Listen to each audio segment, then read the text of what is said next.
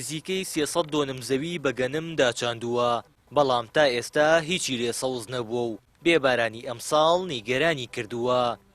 ئەحمەد ڕەحیم جوتیارێکی گوندی کانی شیرینی سربەناحی قۆرەتووە لە قەزای کەلار لەگەڵ زۆرینەی دانیشتوانی گوندەکانی ناحیەکە بە مەبەستی ئەنجامدانی خێرکردن بۆ بارینی باران لێرە کۆبوونەتەوە. وەکو فەلاحێکی منتەقە نزیکەی 300 دۆنم عەرزم کێڵا ئیمساڵ تقریبا 13 تا 14 تەن گەنم وەشاندووە. هەر تەنێ گەنم تقریبا 2 ملیۆن 2 ملیۆن نیمی تیاچێ بە وەردۆ بە کیمیاویوە بە ماساریفۆ 2 ملیۆن نیمی تیاچوە تا ئەم دەقە و تا ئەم سەعاتە وەشانمانە کوردمان ژێر خۆڵۆ.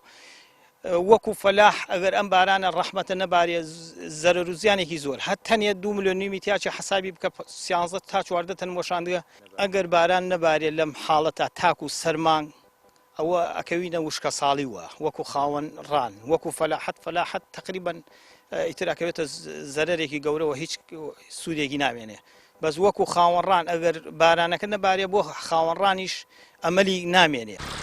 ساڵی ڕابردوو تا ئەم کاتە زیاتر لە 3 هێندەی ئەمساڵ بارانباری بوو، هەرچەندە کۆتایی وەرزی بارانباری نزیک دەبێتەوە، بەڵام تا ئێستا ڕێژەیەکی ئەوتۆ باران نەباریوە و ئاژەڵداران و جوتیاران بە تایبەت زیانێکی زۆریان بەردەکەوێت. بۆیە خێرکردنی بە کۆمەڵ و ئەنجامدانی نوێژە بارانەیان کردووەتە ڕێگەیەک تاک و نزای دڵیان بگەێنن بە خودای گەورە و داوای بارینی باران بکەن. ئاو کاتیش سونەتێکی پێغەمبەری پێشەوە درودی خوای لەسەر بێت زیندوو بکەنەوە. ئەمە وەکو خێرێک هەر ساڵانە زۆرجا وەکو سونەتێکی پێغەمبەر صلی الله علیه و سلم زۆرجا ساڵانە ئەگەر بەهۆی دواکەوتنی باران و ئەو شتانە هەم خێرێکەوە وەکو لە مسلمانانە ناکرێت.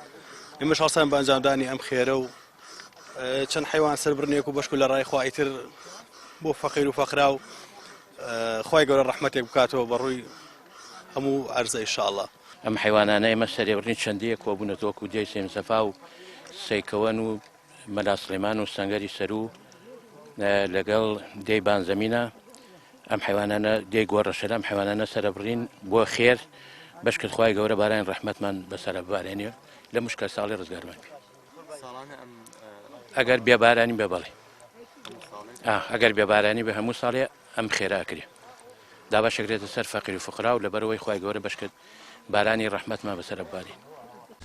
لە هەرێمی کوردستان لە هەردوو جەژنەکە و زۆربەی بۆنە و یاد و مەراسیمە ئاینی و کۆمەڵایەتیەکان هاوڵاتیان پەیامی دینداری خۆیان دووپات دەکەنەوە و زیندووکردنەوەی ئاداب و سونەتەکانی ئاینەکەیان کردووەتە بناغەی دەستپێکی هەموو کارێکیان تاکو لە خۆشی و ناخۆشیدا خودای خۆیان لەبیر بێت. هاوەر محەممەد، کەناڵی ئاسمانی پەیام، ناحی قۆرەتوو لە ئیداری گەرمیان.